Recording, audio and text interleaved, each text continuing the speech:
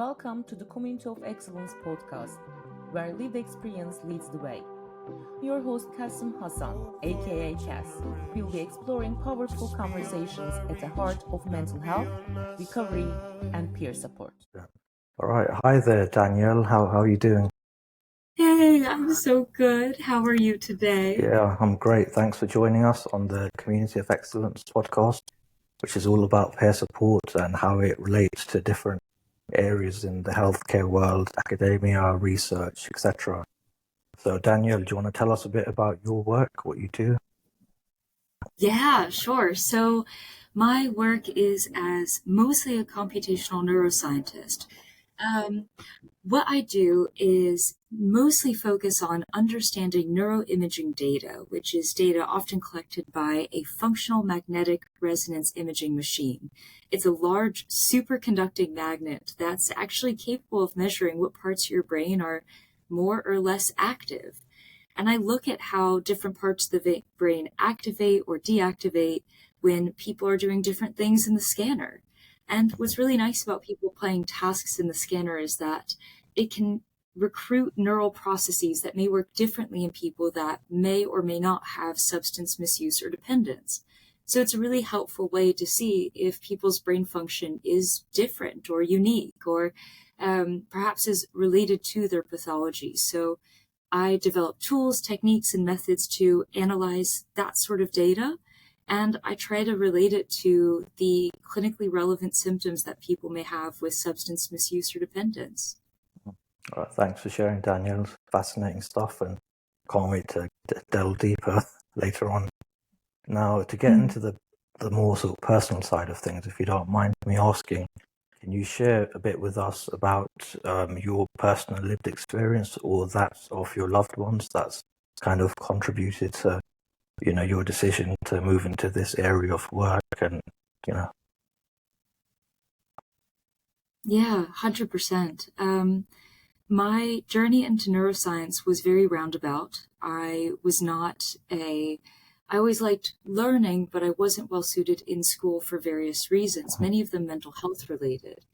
And I guess, as with a lot of people who do end up working in mental health, they had some of their own struggles with it. So I struggled a lot with depression and suicidality, not so much substance misuse, but these mental health struggles really got me interested in working in mental health, first starting through the public health sector, and then through some excellent mentorship. I was invigorated to pursue science, which then, of course, led me to pursue neuroscience, this intersection between science and mental health. So at first, I was just interested in developing these neuroscience skill sets, but once given the opportunity to apply them to a mental health context, it was substance misuse and dependence that called my heart. And that's not because, while my own mental health issues were more so with,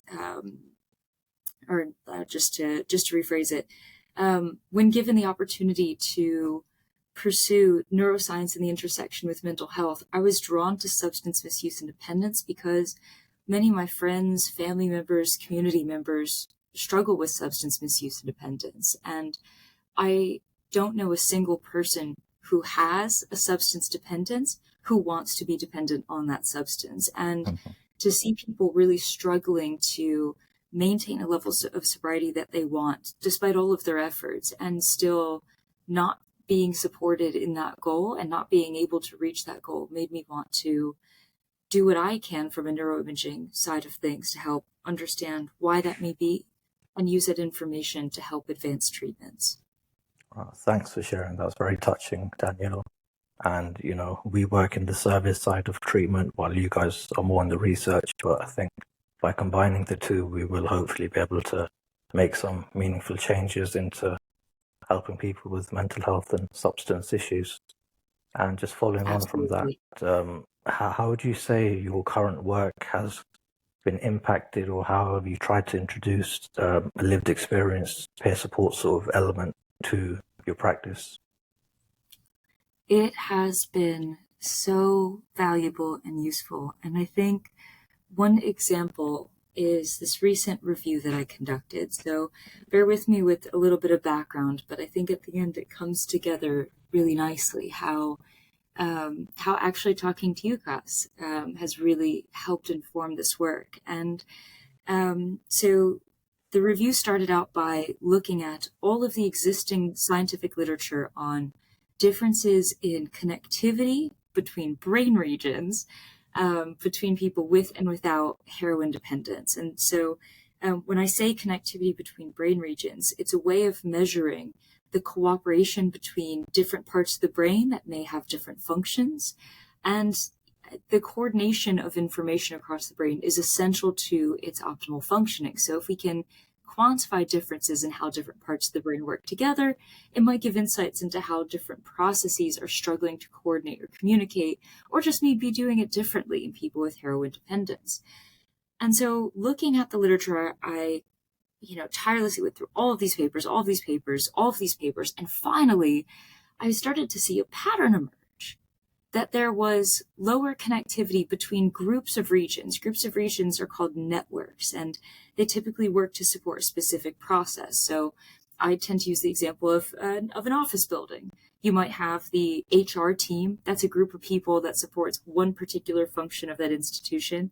You might have an executive committee that does a different part of it. And so you have all these groups of people that form networks within an institution that supports its functioning. Likewise with the brain, but it was like these different divisions and networks were having trouble communicating in people with heroin dependence. And so I started to think, what does that mean? And so the literature says, okay, these group of regions are called the default mode network, and they're responsible for self-referential processing, autobiographical memory, episodic memory. Great. Here's another group of regions, the executive control network. This is cognition, planning, working memory. Fine. And I started to think, okay, how does difficulty communicating between my episodic memory and my working memory help explain why, I don't know, somebody in my neighborhood relapsed after 20 years of sobriety? Like that actually, while I understand it from the scientific perspective, when I try to tie that back to lived experience, it meant very little. So instead of going from the neuroimaging to the real world, I just started with the real world.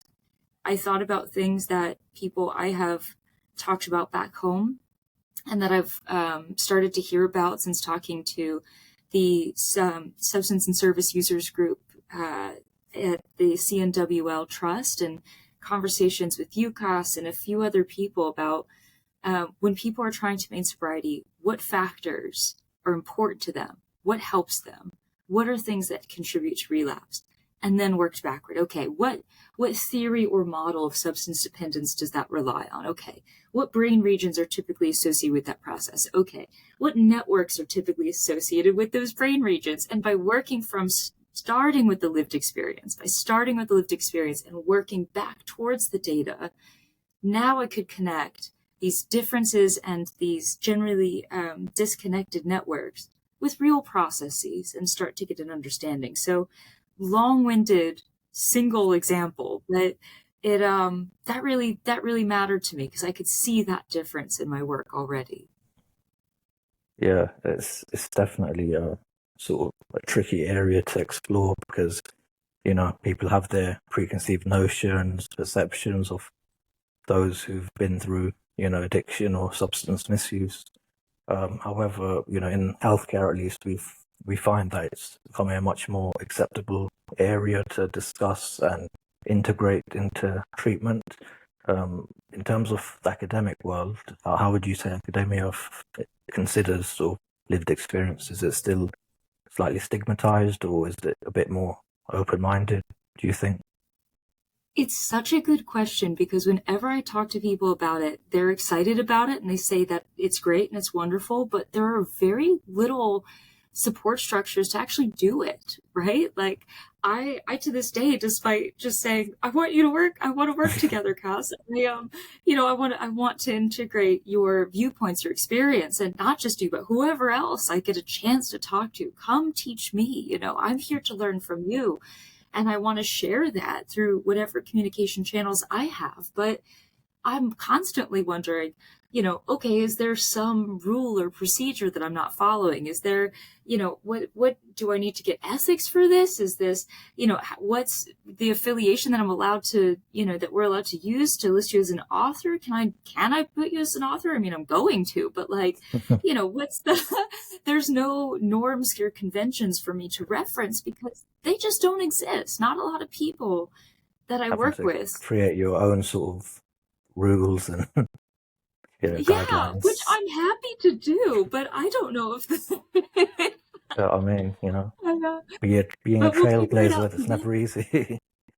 I mean, yeah, to be fair, from people I've spoken to in the healthcare field, when they first developed peer support and lived experience pathways, 10, 15, 20 years ago, it was pretty much, as you say, a bit of the Wild West. There were no sort of precedents to follow or, guidelines, so they were kind of making up as they went along. But obviously, with time, you do quite kind of develop those, and, that's something I think we can definitely support you guys with that Imperial. If you're looking to create a sort of lived experience pathway or maybe a sub department or something, Yeah, it's all just new some ground. form of more formal, exactly, like just a way. And it's not just because I like rules and I want it to be formal. It's because I want there to be a guaranteed way for you to get the credit that you deserve. When I say you, I speak broadly for anybody with lived experience who contributes. And there's this weird intersection between recruiting patient and public engagement through, say, workshops or focus groups. But to me, I feel like those are often, they can be useful, don't get me wrong. Like I've seen them be really useful for, say, getting feedback on recruitment flyers and strategies, but that doesn't suit what I'm looking for, which is a long-term partnership, partially because I want to develop a shared language and understanding, right? Research has its own jargon.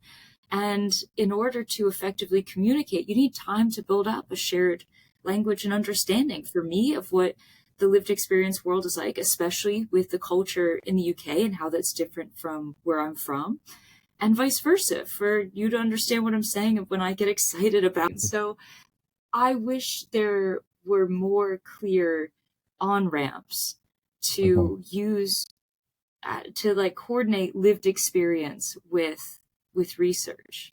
Yeah. Well, the good thing is that at least at my trust, CNWL, they have probably one of the most developed and integrated lived experience pathways in probably any of the NHS trusts. And we do have quite a lot of, things like mailing lists, workshops, regular training, supervisions on the pathways. So, hopefully in our future collaboration, we can definitely try to invite you to some of the more trust-wide lived experience events and get to know the wider team, try to help you develop, like you said, a longer lasting partnership between research, healthcare, lived experience.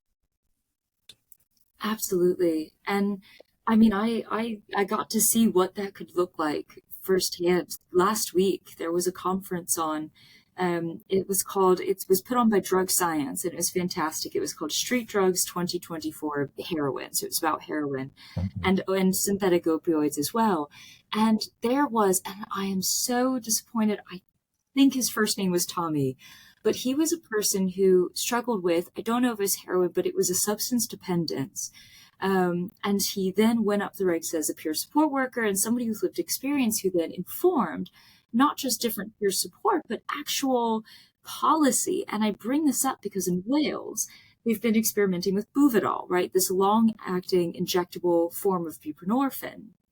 And it was something they introduced during lockdown and COVID when they didn't want people going to methadone clinics every single day for their own safety.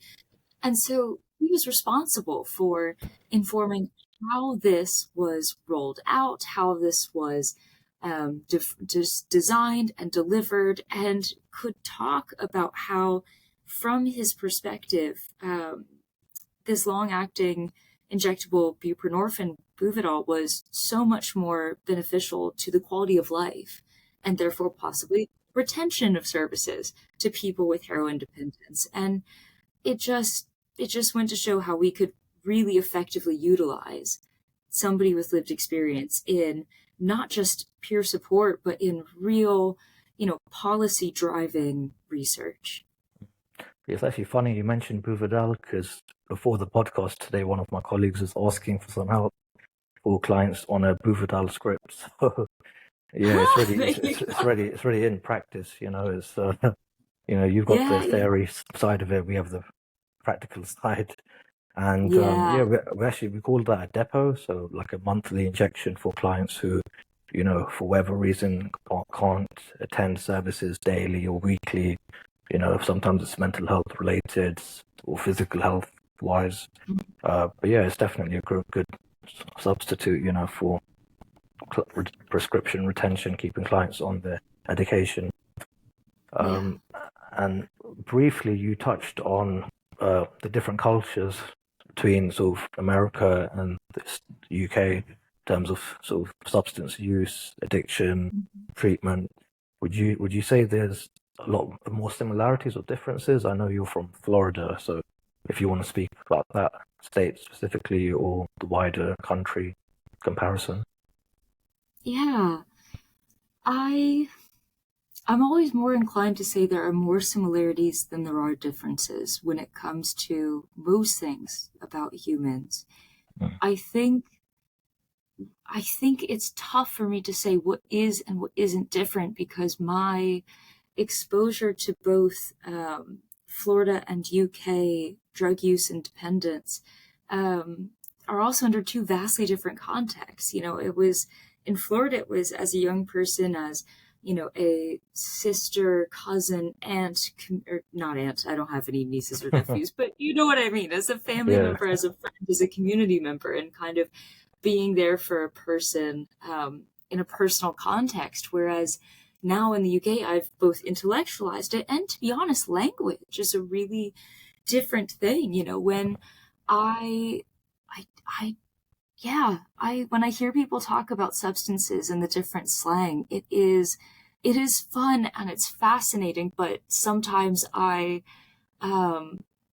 just also think of the differences in I know I'm rambling a bit, but I think about the differences in what drugs were used. So my experiences with knowing people with substance misuse dependence back home are mostly prescription opioids and cannabis and a little bit of stimulants like meth and crack. Whereas in the UK, I'm more familiar with heroin dependence. And so those to me feel like very different worlds, but in terms of, they can feel like different worlds, but I even want to walk that back as soon as I say it, because again, at the heart of it, I always end up feeling like I'm talking to a person who has this experience, who has this part of themselves that they are trying to deal with on a day-to-day basis, that they don't want to let get to a point that it had been before. And they're just learning how to manage that part of themselves every single day. And that's to me, no matter what you call the drug, no matter what the drug is, that's what unites it at the core for me, is how can I help support somebody maintain the level of sobriety that they want. Yeah, lots of great points. From my experience, I would say, there's nothing wrong with sort of noticing different trends and comparisons between countries, cultures, etc. For example, I've always found it quite interesting how in the States crystal meth use is quite widespread, across different age groups, socioeconomic backgrounds, etc. But in the UK, it's quite a niche substance, used primarily, I think, in the LGBT community as a type of, chemsex substance. And those little things here and there, it's quite interesting. It shows you different aspects of different societies and the way the interplay between those demographic differences or similarities.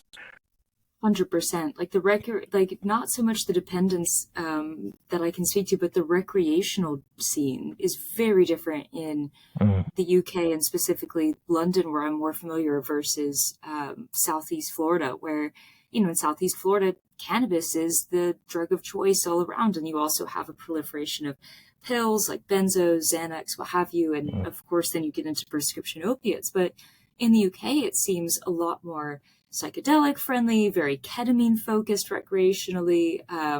There's a lot of cocaine use, which I did not typically see in Southeast Florida. So Have you there's, been on? Have you yeah, been on the Thames? They say that if we've you go been on the on the Thames, Thames. there's Oh, the study where there's cocaine, yeah, there's like yeah, traces of like MDMA and coke in the the Thames. Thames is having a great trip, a The great Thames high. having a great trip. Apparently, it's the most Oh, cocaine polluted river in Europe, I think, oh my if not the world. gosh. Yeah, That's mad. That's Brits love their, I call it booger sugar. booger sugar. Not in a professional capacity, but you pick up a lot of slang in services. This is the thing. I mean, I'm not going to lie to you. This is what I mean when the slang is crazy. Back home, right? Yeah. Cocaine, one of the references was, snow or marching powder. That's what kind of older people would refer to it as. I kid you not. I cycle to work every day past a big green sign for matcha powder, and they call it marching powder. And I giggle every time because to me, I see marching powder and I think cocaine, but apparently it's now associated with matcha powder. And I Yeah. just have to have a laugh at that. Yeah, it's great to see. Let's try a little pop quiz. I know the Americans love your quizzes. Would you Yeah, say lay it on me. Let's do it. if I said to you, Danielle, this guy I know, my friend, he's really clucking. How would you take that? Clucking? Clucking? Wait a minute. I thought clucking means baby crazy. No. I had somebody at work say clucking means they really they're broody. You know what I mean? Like, Well, yeah, I that's mean, I guess hysterical. in sort of like mainstream society, I guess, but in the slightly underworld, the underbelly, would you want to have another guess, or shall I just? Yeah. In that sense, if they're clucking, it makes me think they're like jonesing, they're looking Yeah, for a pretty much. fix. So like going Yeah. cold turkey and then going into withdrawals, we call it clucking, or Hmm. our clients do the streets too. And That's yeah, so when I did first start, I was like clucking. I was pretty not shocked, but I wasn't familiar with it because my personal experience is, like you said, more with psychedelics, cannabis, edibles, those sort of things. So I never really got yeah. into the sort of heroin, crack side of things with withdrawals. But yeah, Yeah. clucking's a pretty big thing. So And funny. yeah, it's great to see different terminology. And yeah, and going back onto the more peer support side of things, so a Mm. big sort of conversation in the field, which you may or may not be aware of, is the idea about professionalizing peer support or the lived experience field, or Yes. staying closer to its roots and keeping it a bit more not edgy, but down to earth and Mm. closer with the clients rather than sort of medicalizing it and making it a bit too stuffy. How would you Mm. say you see that? Because I know you would like to give lived experience staff more, recognition and everything. Like I Yeah. always say to you, I'd love to be a co-author on one of your papers, Yeah. but at the same time, it does seem like a bit of a fine line to navigate. I guess, I mean, for me, I feel like it's up to the person. I feel like we should be able to put in the structures to allow somebody to professionalize and to seek out, whatever form of certification, qualification that they want, should they want to, but also not make that a necessity, right? So if right now it's more of a grassroots thing and, it's being trialed here, trialed there, utilized here, utilized there, and it's, typically very kind of, again, as, very intimate kind of peer support workers with service users. I don't think that should go away, but I think we should certainly add on structures and on-ramps for peer support workers to advance forward if they so choose. Give people the opportunity. It's about giving opportunities and, not restricting it for somebody who maybe went a more traditional education route. If somebody's work and experience is helpful to improving health outcomes for service users, then we should be able to recognize that and support them in that journey. And I think that, I don't know, not only does it just seem more fair, but it also seems more supportive to their sobriety and better outcomes, right? If a peer support worker has been like, oh, you can only help so far, like I feel like that's almost punitive for apparently I Yeah, have very no, strong opinions. no. It's fair enough. I mean, like you said, it's all about giving the option, the opportunity. If someone's not interested, then fair enough. Keep on doing Yeah, what you've been doing. But yeah, I think it's a great point. It's just having that option, that choice between sticking to what you know and love, and compared to someone who'd rather just explore further and try their hand in different areas. So yeah, fortunately there are more pathways, more opportunities for growth, developing in more senior roles and supervisorial, if not managerial positions. So I think you'd be happy to know at least in my trust, things are heading in that direction. which is awesome. Yeah. And where would you where would you like your research to finally kind of take you, in terms of like the next 5, 10, 20 years? Forgive me if it's a bit too long, No, you're too good. far-sighted.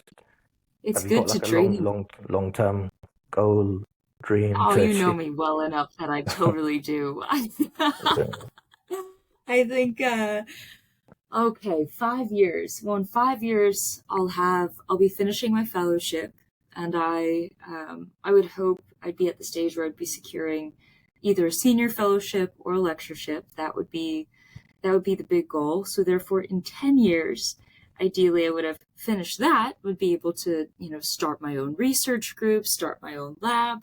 And then in 20 years, the vision that I have for a lab that I would like to create, which I can't even tell you the amount of hubris it feels to even say my future dream research lab, but I do dream about this, and it would be, the advancement and broadening of the research I'm working on now, which is using neuroimaging to better understand individual and group differences in people with and without substance misuse and dependence, psychiatric issues, and psychological and mental health conditions more broadly, and developing personalized interventions, whether that's non-invasive brain stimulation, psychedelic assisted therapy, and the integration with more traditional therapeutic support. If I could see that work, and I always have the interest of different flavors of that work, whether that's kind of more equity, diversity, and inclusivity initiatives, whether that's more integrating more AI into my work, but that kind of framework I put understanding the brain to develop therapy. If I could keep doing that, I will be the happiest little scientist that ever was. Yeah, I mean, to be fair, I think there's quite a lot of, progressive ideas and developments in the area. I think I mentioned to you the ketamine-assisted therapy for alcohol-dependent clients that is being done by, I think, is it not Essex Uni? Do you remember I mentioned? I do. I Yeah, I can't do. I remember remember you which. mentioned. Yeah, somewhere in the east of England, but that's being done, and obviously your research with the psilocybin for, opioid disorder use clients. So it does seem to Hmm. be heading that direction. I know in a lot of other countries in like North America, they're doing a lot of research on microdosing and using that for, the treatment of not just addiction, but depression, anxiety, PTSD. Hmm. So Hmm. it does seem to be like the future of possible, treatment, not just for addiction, but a lot of different mental health and physical health issues. Yeah, there's so many shared brain pathways between so many different psychological and psychiatric conditions. There's a fantastic paper published in 2017 by Catherine Dunlop that looks at the similarities in the neuroscience underpinning substance use and dependence and major depressive disorder, and how non-invasive brain stimulation could be useful as a therapeutic intervention for both. So the intersection between different mental health conditions is actually, I think, something that maybe makes therapeutic development stronger if we can find Hmm. ways to, tackle the comorbidity between depression and anxiety, or substance misuse and depression, and what have you. Yeah. I think if you just want to explain a bit more about the treatment you're trying to develop, it's not electroshock therapy. You're not going to be zapping people's brains. Yes, I thank know you. that's Thank I you know for that it's a giving bit me of the gap to go bit up of by. a You're it's so a good because big typically I am bugbear of quick to. yours. Exactly. So, so it may reassure you to know when I went through my, as I call it, kind of, uh, when I was having my mental health troubles as a young person, they recommended I get put under ECT or electroconvulsive therapy, to which I declined. Because I had even just heard of One Flew Over the Cuckoo's Nest at that point, and I had no desire to get near it. I do understand it can be a useful therapy for people with intractable depression. I don't deny that. However, it's not something that I am interested in pursuing academically. So the type of non-invasive brain stimulation that I work with is so mild. And in fact, the form that I work with the most, called temporal interference or TI stimulation, most of the time you don't even feel it. So I am not, it's very small. It's a very polite form of neuromodulation, Yeah. if you will. I was Very thinking unobtrusive. it might be better if you sort of advertise it as being a sort of very subtle, gentle brain massage type thing. Yeah, that's a Barely great way to put perceptible. it. Yeah, we're just working out the kinks, just need the little knots that are a little sticky, trying to get there in therapeutic support alone. We're just hoping to find what those knots are for you as a person, and then how can we perturb them in a way that, help kind of greases up the stuck gears, if you will. If there's difficulty coordinating communication between these networks, how can we just provide just a little bit of that initial boost? So that way now then you can continue to more firmly entrench those neural pathways that one is trying to establish. Yep, that's great. I definitely understood everything you just said. It didn't go over my head at all.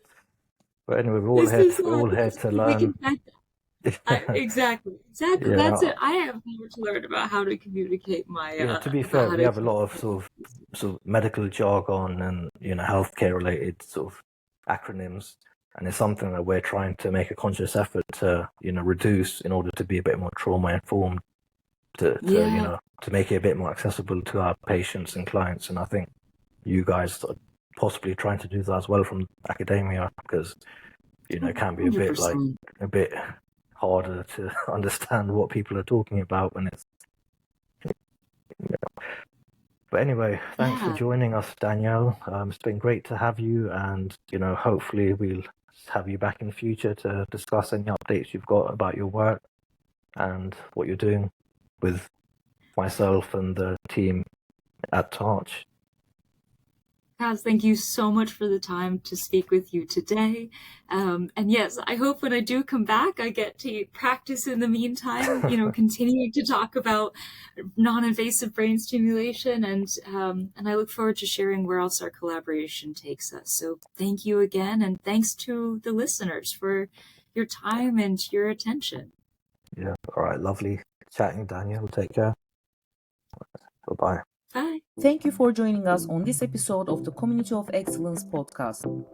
We hope these conversations help break stigma, build understanding, and remind you that healing is possible, especially when we come together. If you have been affected by anything in this episode, please know you're not alone. Support is available. You can speak to your GP or a mental health professional. For urgent mental health support in North London, contact the crisis line on 0800 151 0023. You can also call Samaritans anytime on 116 123. For free confidential support, you can text SHOUT to 85258. You can also call Calm Helpline on 0800 585858. Until next time, keep connecting and keep believing in the power of lived experience. This is more than a conversation, it's a movement.